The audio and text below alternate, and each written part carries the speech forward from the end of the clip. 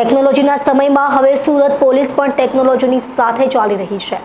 આ કહેવાનું કારણ એવું છે કે સુરત પોલીસ પાસે એવું મશીન આવ્યું છે કે જે નશો કરનાર વ્યક્તિની લાળથી જ કહી દેશે કે વ્યક્તિએ નશો કર્યો છે કે નહીં। અગાઉ નશો કરનાર વ્યક્તિએ કોઈ પણ નશીલા પદાર્થનું સેવન કર્યું છે કે નહીં તેનું રિઝલ્ટ પોલીસને 7 દિવસમાં મળતું હતું, પરંતુ હવે આ નાનું એવું મશીન 30 સેકન્ડથી લઈને 1 મિનિટમાં આજે પોલીસને જણાવી દેશે।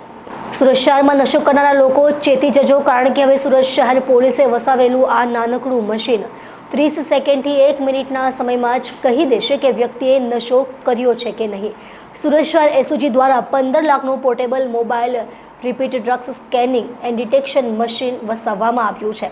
આ મશીનની ખાસિયતની વાત કરવામાં આવે તો આ મશીનની સાથે એક કાર્ટેજ આવે છે। આ કાર્ટેજમાં જે તે વ્યક્તિની લાળ મૂકીને તેને મશીનની અંદર ઇન્સ્ટોલ કરવાની રહે છે। આ લાળનું સેમ્પલ લીધા બાદ તાત્કાલિક જ મશીન 30 સેકન્ડથી 1 મિનિટના સમયમાં જણાવી દેશે કે જે વ્યક્તિની લાળ છે તે વ્યક્તિએ નશો કર્યો છે કે નહીં। આ મશીન સુરત પોલીસ માટે ખૂબ જ અસરકારક કામગીરી કરશે।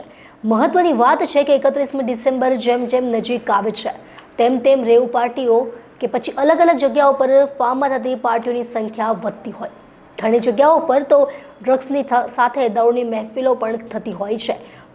ત્યારે આવી જ પાર્ટીઓ સામે કાર્યવાહી કરવા માટે સુરત શહેર એસઓજી દ્વારા 31ના 28 દિવસ પહેલા જ કામગીરી શરૂ કરી દેવામાં આવી છે।